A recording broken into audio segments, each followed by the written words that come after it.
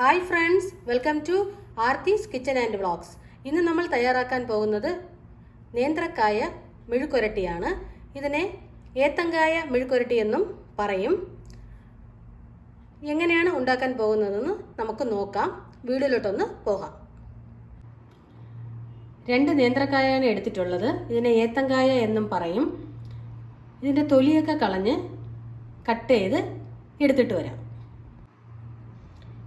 ഒരു ബൗളിൽ കുറച്ച് വെള്ളവും ഉപ്പും ചേർത്ത് കട്ട് ചെയ്ത് വെച്ച് നേന്ത്രക്കായയും ഇട്ട് കൊടുത്തിട്ടുണ്ട്. ഇതൊരു 10 മിനിറ്റ് ഒന്ന് പിടിക്കട്ടെ. ഇങ്ങനെ ചെയ്താൽ കായയുടെ നിറം മാറത്തില്ല. അതുമാത്രമല്ല, കായയുടെ കറ പെട്ടെന്ന് മാറിക്കിട്ടും. 10 മിനിറ്റ് ആയിട്ടുണ്ട്. വെള്ളമൊക്കെ നന്നായിട്ട് ഡ്രെയിൻ ചെയ്ത് എടുത്തു വച്ചിട്ടുണ്ട്. ഒരു പാന് അടുപ്പത്ത് വെച്ചിട്ടുണ്ട്. ഇതിൽ നമുക്ക് ഡ്രെയിൻ ചെയ്ത് വെച്ച കായ ഒന്ന് ഇട്ട് കൊടുക്കാം. കായ ഇട്ട് കൊടുക്കാം. എന്നിട്ട് 1 ടേബിൾ സ്പൂൺ ഉപ്പിട്ട് കൊടുക്കാം. പിന്നെ ആവശ്യത്തിന് വെള്ളവും. കായ ഒന്ന് മുങ്ങിക്കിടക്കുന്ന വിധം വെള്ളം ഒഴിച്ചു കൊടുത്താൽ മതിയാവും. ഇതാ കണ്ടില്ലേ, ഇതാണ് അളവ്. ഈ ഒരു അടപ്പ് വെച്ച് മൂടി വയ്ക്കാം. ഇതാ കണ്ടില്ലേ, കായൊക്കെ നന്നായിട്ട് വെന്ത് വന്നിട്ടുണ്ട്. കുറച്ച് വെള്ളം കൊണ്ട് നമുക്ക് ഡ്രെയിൻ ചെയ്ത് എടുക്കാം. മെഴുക്കുരുട്ടിക്ക് ആവശ്യമായിട്ട് ഞാനിവിടെ ഒരു സവാളയും കുറച്ച് കറിവേപ്പിലയും എടുത്തിട്ടുണ്ട്. പാൻ അടുപ്പത്ത് വെച്ചിട്ടുണ്ട്. അതിൽ നമുക്കൊരു 3 ടേബിൾ സ്പൂൺ വെളിച്ചെണ്ണ ഒഴിച്ചു കൊടുക്കാം. എണ്ണ ചൂടായിട്ടുണ്ട്. അതിൽ 1/2 ടേബിൾ സ്പൂൺ കടുക് ഇട്ട് കൊടുക്കാം. കടുക് ഒന്ന് പൊട്ടട്ടെ.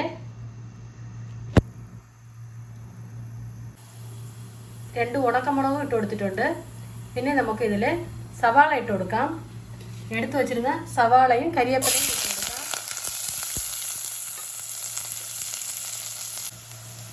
സവാളയൊക്കെ നന്നായിട്ട് വഴണ്ട് വരട്ടെ. എന്നിട്ട് നമുക്ക് പൊടികളൊന്ന് ചേർത്ത് കൊടുക്കാം.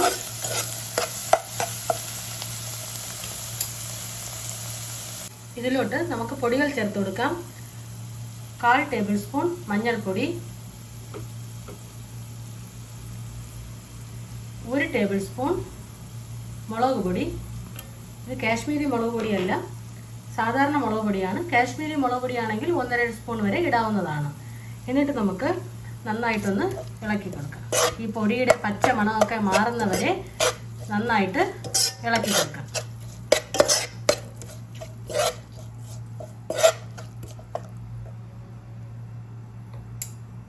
പൊടിയുടെ പച്ചമണമൊക്കെ നന്നായിട്ട് മാറിയിട്ടുണ്ട്. ഇനി നമുക്ക് വേവിച്ച് വെച്ചിരുന്ന കായ ഇട്ട് കൊടുക്കാം.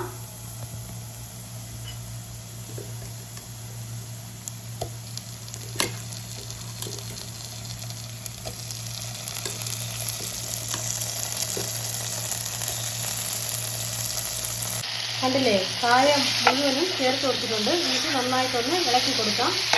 ഇളക്കി യോജിപ്പിക്കാം. ഈ മസാലയുടെ കൂട്ടൊക്കെ ഈ കായയുടെ നന്നായിട്ട് പിടിക്കണം.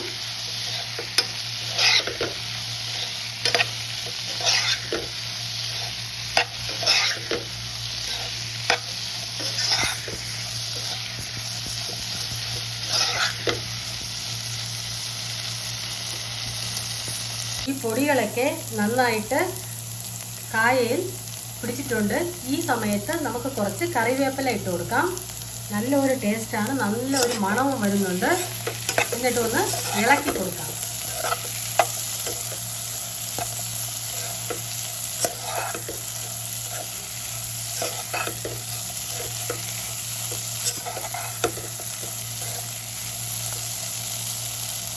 ഇതാ കണ്ടില്ലേ, കായയൊക്കെ നന്നായിട്ട്, അതായത് കരിവേപ്പിലയും കായയും ഒക്കെ നന്നായിട്ട് മസാലയൊക്കെ പിടിച്ച് നല്ല ഒരു ടേസ്റ്റിലിരിക്കുകയാണ്. നമ്മളിതിനെ ഒരു ബൗളിലോട്ട് മാറ്റാം. നേന്ത്രക്കായ മെഴുക്കുരട്ടി റെഡി ആയിട്ടുണ്ട്. എല്ലാവർക്കും ഇഷ്ടപ്പെട്ടിട്ടുണ്ടാവും ഞാൻ വിചാരിക്കുന്നു. ഇഷ്ടപ്പെട്ടിട്ടുണ്ടെങ്കിൽ ലൈക്ക് ചെയ്യൂ, ഷെയർ ചെയ്യൂ, കമൻറ്റ് ചെയ്യൂ. പിന്നെ മറക്കാതെ സബ്സ്ക്രൈബ് ചെയ്യൂ.